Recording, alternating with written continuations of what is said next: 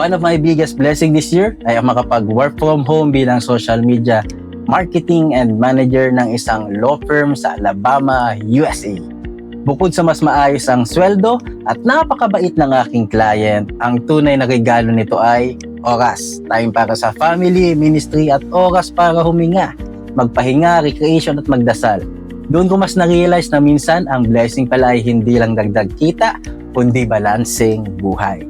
At mula po sa blessing na yon, doon rin lumitaw ang isang mahalagang aral ngayong 2025. At aminin po natin, magulo ang mundo natin ngayon. Maraming issue ng corruption, kawalan ng tiwala sa sistema, at parang normal na lang minsan ang paggawa ng mali. Pero sa gitna ng kaguluhan, ang pinakamalaking takeaway ko, the call to live with integrity.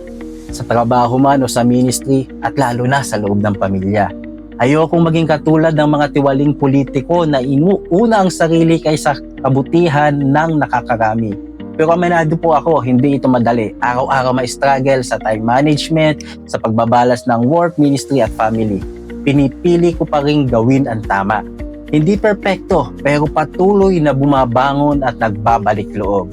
At dahil sa makaranasan ito, mas naging malinaw sa akin ang pananaw ko para sa parating na 2026. Ang panalangin at vision ko po for this coming year ay maging MVP driven. MVP for mission, vocation, and passion driven. For my mission, nais kong maging mas maalam at mas mahabaging lingkod sa commission and family ng aming parish, lalo na sa pag-accompany sa mga engaged couples at mga mag-asawa. Hindi lang magturo, kundi makinig, umunawa, at maglakbay kasama sila. Para naman po sa vocation, bilang asawa at magulang, gusto kong maging mas responsable, more loving, mas present. Isang asawang marunong makinig at isang amang nagbibigay ng oras, hindi lang puro payo at pangangaral. At para naman po sa aking passion, nais kong maging mas mahusay na communicator.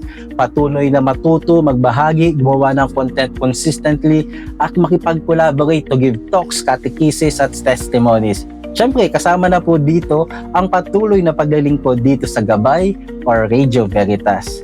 And I want to become a better version of myself this coming year. Isang MVP-driven Catholic Christian. Hindi lang sa salita, kundi sa gawa.